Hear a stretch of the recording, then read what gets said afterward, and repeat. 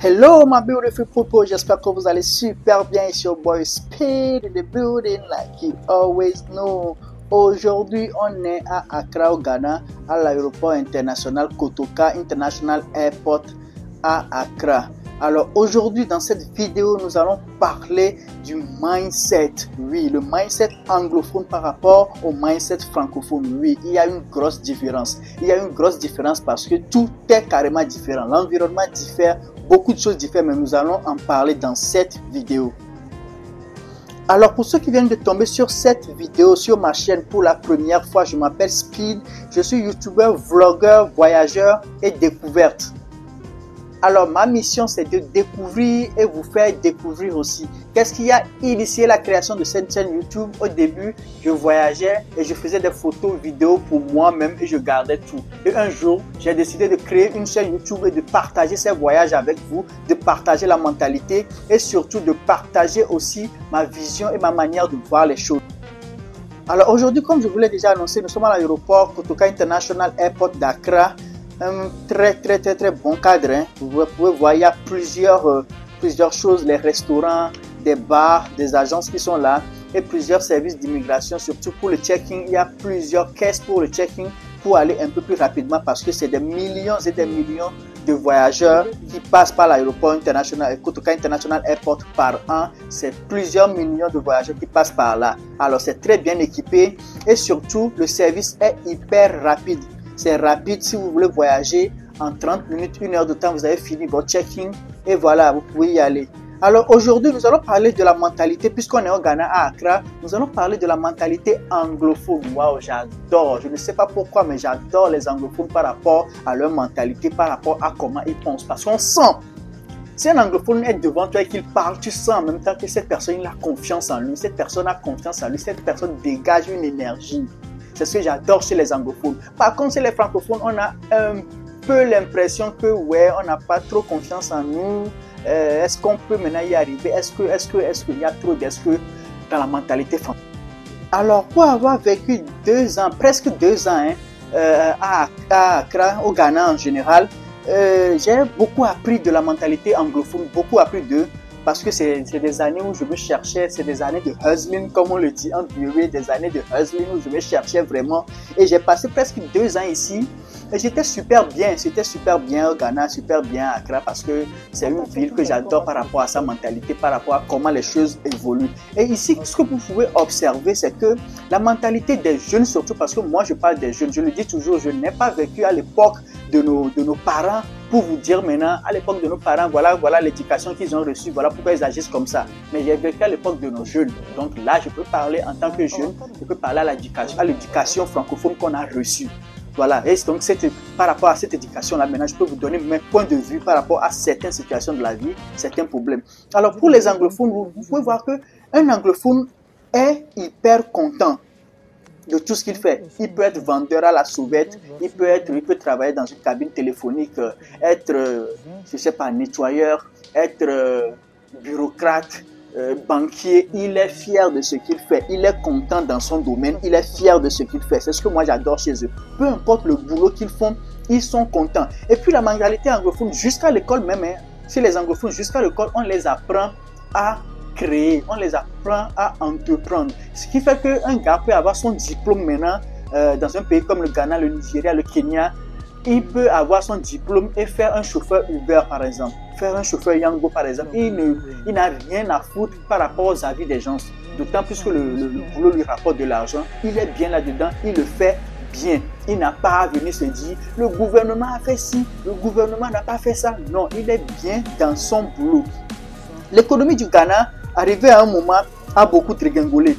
L'économie du Ghana a beaucoup dégringolé, arrivé à un moment. Et même présentement, là où je fais, au moment où je suis en train de faire cette vidéo, le Ghana Cedis, qui est leur monnaie locale, a encore dégringolé, beaucoup même. Ça a dégringolé par rapport au CFA, le Ghana Cedis a beaucoup dégringolé. Mais la vie n'a pas changé. Vous pouvez imaginer, la vie n'a pas du tout changé. Ils sont toujours dans leur aisance là, ils sont toujours dans leurs dépenses naturelles. Ils sont toujours dans leurs dépenses naturelles, dans leurs conditions de vie. Rien n'a changé. Même si le prix des choses ont augmenté presque 2 fois. Imaginez, qu'un jour vous vous réveillez, votre monnaie, votre devise dégringole et les prix augmentent presque 2 fois. Les Ghanéens n'ont pas de soucis par rapport à cela. Ok, ça augmente, ok, les trucs augmentent, la monnaie est en train de dégringoler, il n'y a pas de souci. L'essentiel, c'est juste de travailler plus ou bien de chercher un moyen de gagner plus d'argent. Si on compare cette situation à une situation à la francophone, on dira « Oh non, l'argent n'est plus bien, oh là là », on va se lamenter, parler et on va oublier l'essentiel. L'essentiel, c'est quoi dans cette situation? L'essentiel, c'est de chercher un moyen de se faire plus de revenus.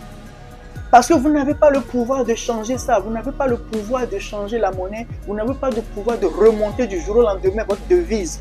Et donc, le seul pouvoir que vous avez, c'est de vous multiplier vos sources de revenus, vous faire encore plus d'argent pour pouvoir faire face à cette situation-là. C'est la chose qu'il faut faire. Même si l'économie ghanéenne est en train de dégringoler, les Ghanéens n'ont pas de changement par rapport à ça, par rapport à leur vie, leur lifestyle, il n'y a pas de changement. Juste parce que pour eux, ils ont la mentalité, ok, l'argent est en train de dégringoler, il n'y a pas de souci. Nous, on va chercher un moyen de se faire plus d'argent. On va chercher un moyen de subvenir à nos besoins. On va chercher un moyen d'augmenter nos business, d'augmenter nos sources de revenus pour pouvoir faire face à ces genres de situations qui arrivent. Et cette mentalité va jusqu'aux jeunes. C'est ce que je veux dire par là. Cette mentalité va jusqu'aux jeunes. Parce qu'aujourd'hui, quand tu vois un jeune Ghanéen, il pense toujours business. Il pense toujours à comment faire pour avancer. Quand son second ou bien son ami est en train de faire quelque chose qui avance, il veut l'aider. Il veut le pousser haut. Il veut le soutenir. Ce qu'on manque dans la mentalité francophone. Dans la mentalité francophone, c'est très dur de soutenir son ami. C'est très dur de pousser son ami vers l'avant. C'est très dur d'être là. Au cas où ton ami a un souci, tu es là pour lui, pour le soutenir. C'est très dur. Mais plutôt dans la mentalité anglophone, au Nigeria, au Ghana, on parle de patronizing. Patronizing, c'est soutenir une personne dans son business. Soutenir financièrement, moralement, mais plus financièrement. Mais même si c'est moralement, c'est aussi essentiel pour les affaires, c'est aussi essentiel pour un entrepreneur d'être soutenu.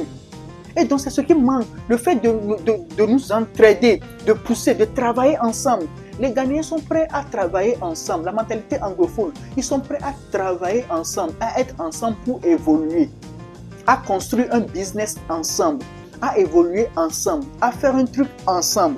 Mais chez nous, les francophones, nous avons toujours cette mentalité de faire tout moi-même. Je vais tout faire moi-même et quand ça va péter, les gens vont voir que c'est moi qui ai réussi. J'ai réussi ma vie. J'ai réussi ma vie. Comme ça, je vais montrer à tous mes amis là que c'est moi le boss. Je vais faire gros dos sur mes amis. Je vais faire gros dos sur les filles. Je vais montrer aux filles que j'ai l'argent. Comme ça, les filles vont me suivre. Vous voyez, c'est ça la mentalité francophone. Même si je ne dis pas que les Anglais, ils ne veulent pas faire gros dos, ou bien les Anglais, ils ne veulent pas s'afficher chez les filles ou bien draguer ou quoi que ce soit. Non. Ce que je dis en fait, c'est la mentalité derrière. Les anglophones le font parce qu'ils ont le mindset de se développer, mais de faire un truc ensemble. Mais dès que vous commencez un truc dans un pays francophone et que vous associez vos amis, vous associez vos connaissances, vous voulez faire genre le connaisseur européen qui revient, vous fait les trucs ensemble, mon frère, si vous ne faites pas attention, le business va échouer lamentablement. Le business va échouer, mais lamentablement, parce que les francophones n'ont pas ça dans la tête. Soit ils vont te niquer, entre parenthèses, ils vont niquer ton business parce qu'ils pensent que toi, tu penses que tu peux venir les utiliser pour toi, ton business. On va te montrer que ce que tu es en train de faire là, tu ne vas pas réussir. Et ils vont te poser des pièges, ils vont te poser, comment on appelle ça, des quoi de lapin là.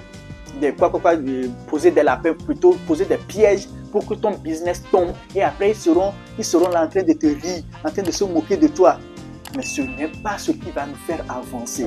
Si je partage la mentalité anglophone aujourd'hui, c'est juste pour ramener tout le monde, ramener la jeunesse à un niveau où nous devons entreprendre, mais ensemble, changer de mentalité, penser autrement. Une chose que moi j'ai vue au Ghana et qui m'a beaucoup marqué, c'est que peu importe la situation, ils ont toujours la joie de vivre. Peu importe la situation, ils ont toujours la joie de vivre. Mais on se demande comment ceux-là, ils arrivent à avoir la joie de vivre à chaque instant. Un chauffeur Uber qui est content de son travail. Un agent de sécurité qui est hyper content de son travail. Il est là, il est content, il te sourit, tu passes, il te dit, ah master, how are you? Ah, how is family? You good? Okay, have a good day, bro. Il te salue.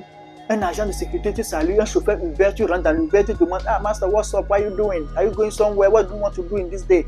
Il va même te dire quoi faire, les bons plans, les bons si. Ah non, la mentalité anglophone, c'est super. Et c'est cette mentalité-là qui fait évoluer. Parce qu'il n'y a pas de magie, il faut qu'on se dise la vérité. La vérité aujourd'hui, c'est qu'on a les mêmes cerveaux, on a les mêmes capacités. Bien sûr, il y a certains pays qui sont un peu plus avantagés par rapport à l'évolution du pays ou bien par rapport à l'environnement dans lequel ils se trouvent, à l'évolution du pays. Mais à la base, nous avons les mêmes cerveaux, nous avons les mêmes capacités à réussir, nous avons les mêmes mentalités. C'est-à-dire la tête, ça ne change pas. Maintenant, nous-mêmes, nous créons des mentalités pour bloquer notre évolution, pour bloquer notre manière de voir les choses. Ce qui fait qu'aujourd'hui, la mentalité francophone est comme arrêtée. Nous n'avons pas la vision de voir les choses grandes. Je vais vous donner un exemple. Un Nigérian, disons un sportif nigérien par exemple, qui participe à une compétition, dans sa tête, il veut faire quoi? Il veut aller remporter la compétition là. Il est là en tant que gagnant. Il va à la compétition en tant que gagnant. Il y va pour remporter la compétition, pour montrer au monde qu'ils sont les meilleurs. Ça, c'est au Nigeria, ça. Chaque chose qu'ils font, ils veulent montrer au monde qu'ils sont les meilleurs là-dedans. La musique, ils veulent montrer avec la musique, l'afrobeat, que l'afrobeat, c'est la meilleure. Ils veulent montrer dans le foot, dans les sports, que c'est eux les meilleurs. Ils participent aux compétitions pour montrer qu'ils sont meilleurs. Et ils mettent les moyens et ils se donnent même la mentalité. Ils y vont en tant que gagnants. Mais un francophone qui participe à un truc, on dirait par exemple, je ne sais pas, mais un francophone qui participe à un truc, on dirait qu'il y va juste pour essayer. Je vais essayer voir si ça va marcher. Je vais essayer voir si, même si je ne fais pas limiter les dégâts, on y va juste pour essayer. Et la mentalité là, est-ce que la mentalité là peut nous pousser à gagner? Est-ce que la mentalité là peut nous pousser à aller loin? Or, c'est ce qu'on recherche, c'est ce qui peut sauver l'Afrique. Aujourd'hui, si la mentalité de la jeunesse n'est pas à un point où à chaque fois on s'améliore, la mentalité africaine de la jeunesse africaine n'est pas à un point où à chaque fois on a dans la tête qu'on est des gagnants, on est des durs. Parce qu'en vrai, on se connaît. La jeunesse africaine, on se connaît. On sait qu'on a de la force physique. On sait qu'on a de la force intellectuelle. On sait qu'on est intelligent, qu'on est capable, qu'on est physiquement prêt, qu'on est apte à relever les défis qu'il faut. Parce qu'on traverse beaucoup de défis. On traverse beaucoup de défis en Afrique. Et on sait comment on arrive si nous arrivons à survivre à la pauvreté, nous arrivons à survivre à notre éducation là, nous arrivons à survivre à tout ce qui se passe dans nos pays qu'on peut voir aujourd'hui, pourquoi ne pas survivre aussi à la réalité? Pourquoi ne pas surmonter la pauvreté? Surmonter la mentalité qui nous pousse à aller vers le bas. Changer de mentalité, changer de comportement. Moi, je le dis, mon nom speed, ce n'est pas speed par rapport à la vitesse, mais c'est speed dans la tête, speed dans la mentalité, speed dans la réflexion, speed dans la manière de voir les choses. Il faut toujours être speed dans la mentalité, dans la réflexion, dans la manière de voir les choses. On doit être speed. La jeunesse africaine doit être speed. C'est le message que je vais vous apporter aujourd'hui avec cette vidéo de Kotoka International Airport.